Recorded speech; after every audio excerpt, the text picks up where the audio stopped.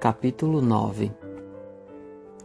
Ao percorrer a sala de anatomia, Marco Polo não sabia ao certo qual era o corpo do poeta, mas teve um palpite e estava correto. Seu semblante dócil era quase inconfundível, mas não tocava em sua história com ninguém. Não acreditariam. A maioria dos seus colegas o respeitava. Admiravam sua capacidade crítica, mas alguns possuíam uma incansável energia para debochar, coisa de jovens. Apontavam um cadáver e diziam: "Este cara aqui foi um grande artista." Riam deslavadamente.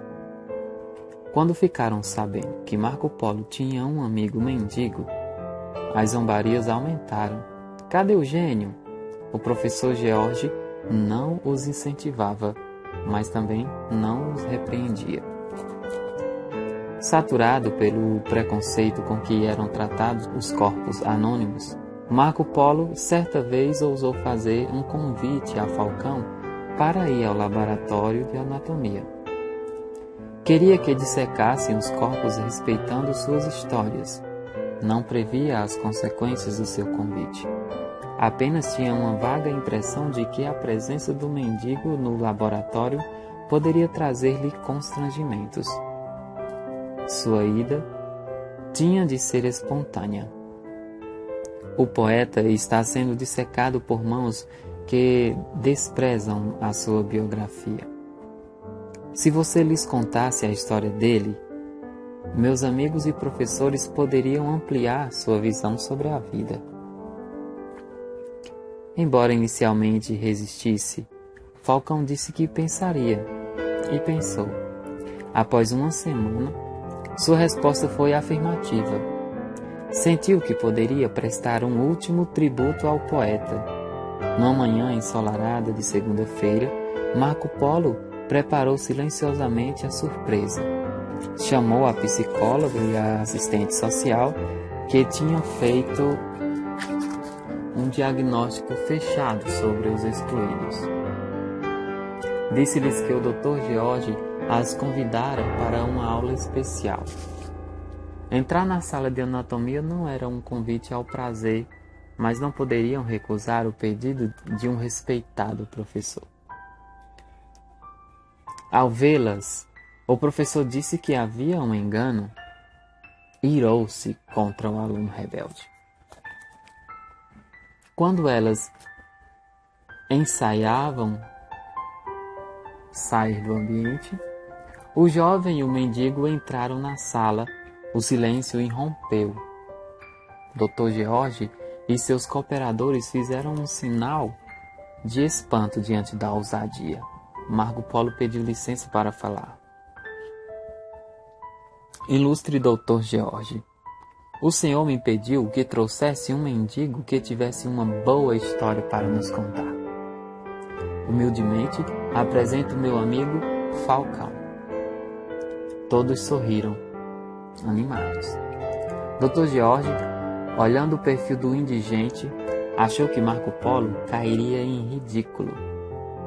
Todavia, Marco Polo continuou. Ele não tem a aparência de um intelectual, mas é um sábio. Passou a palavra a Falcão, esperava ir à forra. Falcão calou-se. Marco Polo, constrangido, o empurrava com o olhar. Mas ele permanecia mudo. Cada segundo que passava parecia mais longo que um dia. O silêncio do mendigo estimulou as pessoas a fazer mais gozação. Marco Polo abalou-se. Falcão ficou plantado no umbral da porta. Apenas passava os olhos pela multidão, parecia estar bloqueado, inibido. Percebendo o fiasco, Marco Polo começou a achar que poderia ser expulso da escola pela atitude intrépida. Sentiu também que agredira seu amigo ao trazê-lo para esse ambiente. Foi injusto. Usei uma pessoa para resolver meu trauma de rejeição, considerou. Os alunos, impacientes, começaram a achincalhar o mendigo. Fala, fala, gritavam. Um mais atirado disse: olhem o pensador, esse homem vai arrasar. Outro rebatia: que nada, esse cara já bebeu todas. Dr. George e os auxiliares se inflaram. Gostaram do circo. Apenas a assistente social e a psicóloga mantiveram respeito.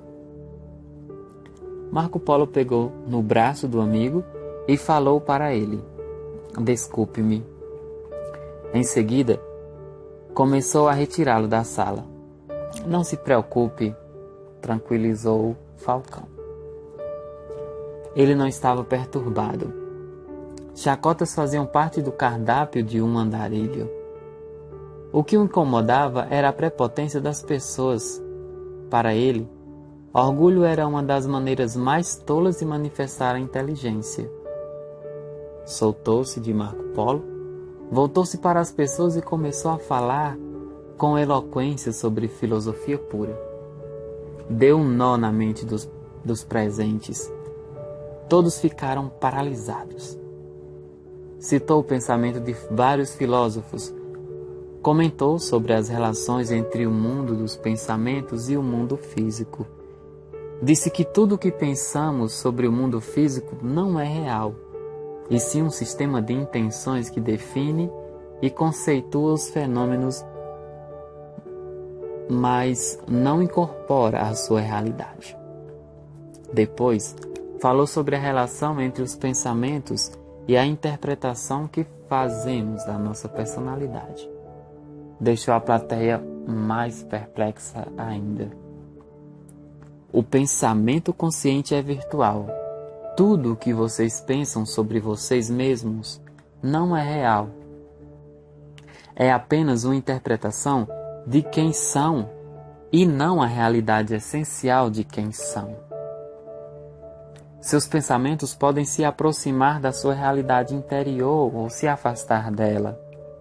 Por isso, ao pensarem sobre si mesmos, vocês podem ser estúpidos, colocando-se acima dos outros e querendo controlá-los, ou podem ser carrascos de si mesmos, diminuindo-se e se permitindo ser controlados por eles. Aprendam a pensar com consciência crítica. Caso contrário, tratarão de doenças, mas serão doentes. Os alunos se entreolharam espantados. Embora entendesse pouco do que ele lhe dizia, vislumbraram profundamente em suas palavras. O mendigo era muito mais culto do que os estudantes e os intelectuais da sala. As relações foram as mais variadas. Os que sempre zombaram de Marco Polo queriam enfiar-se debaixo de mesa. Dr. George e seus auxiliares depararam-se com sua pequenez. A assistente social e a psicóloga sentiram a necessidade de rever seus paradigmas. Foram 5 minutos, um breve tempo para que o gênio das ruas deixasse o público atônito. Em seguida, mudou sua atenção de foco.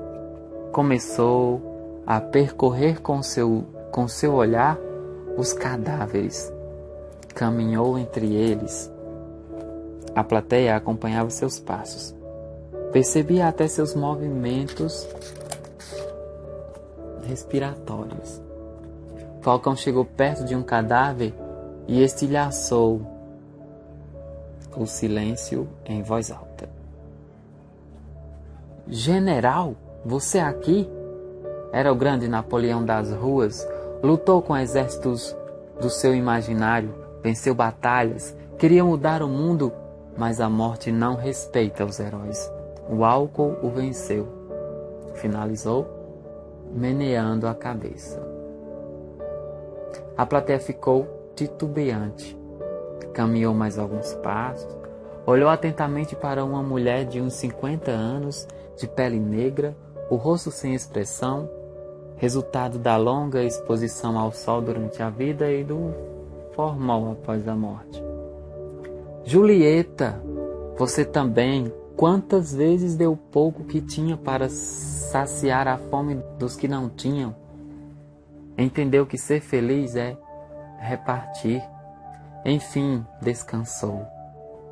Veja, Julieta, quantos se importam com você. Todos querem estudá-la. Pena que fique na superfície da sua pele. Dr. George, absorto pelas ideias do indigente, paralisara-se. Falcão estava comovido por reencontrar os amigos. Subitamente, seus olhos ampliaram o campo visual. Comportava-se como a câmera de um exímio diretor em busca de uma imagem única. Captou ao fundo, do lado esquerdo, o corpo de um homem grande, de meia idade, pele branca, mas judiado pelo tempo. Aproximou-se lentamente, viu as rugas sobressaltadas, mas a face era gentil, suave, tranquila. O coração de Falcão palpitava. A cada passo, um filme rodava na sua mente, recuperando as experiências espetaculares que passara com um amigo. Andaram juntos, cantaram juntos, lutaram juntos. Lembrou-se do poeta discursando nas praças e elogiando os humildes. As lágrimas de Falcão deixaram o anonimato e percorreram as cicatrizes do rosto e do tempo. Fixou a face do amigo, curvou-se e abraçou seu corpo inerte e frio. Ali estava toda a sua família. Ali estava um amigo que o amara, que o compreendera e que o ajudara a recuperar a sua condição humana. Sentiu que perder um amigo pode ser tão difícil como perder o solo para caminhar. Chorou sem medo. O que fizeram com você, poeta? Falou, observando aquele corpo retalhado. Sem você, a brisa não tem a mesma suavidade. As borboletas não balham com a mesma graça. Os miseráveis perderam o mapa interior. Temos sede da sua sensibilidade. Marco Polo verteu lágrimas. Os olhos de alguns alunos também lacrimejaram. Refletindo sobre a perda, Falcão emendou. Queríamos que não morresse, mas o jardineiro da vida sabe quando colher suas mais belas flores. Olhou para os alunos e bombardeou-os com suas palavras. No mundo há mistérios, no corpo há enigmas, mas no espírito e na mente humana se escondem os maiores segredos do universo. Vocês estão penetrando no corpo deste homem, mas nunca em seu ser. Dissecarão seus músculos e nervos, abrirão seu córtex, seu tórax e crânio, mas não dissecarão sua belíssima personalidade. Ele foi um poeta da vida, uma estrela no palco da existência.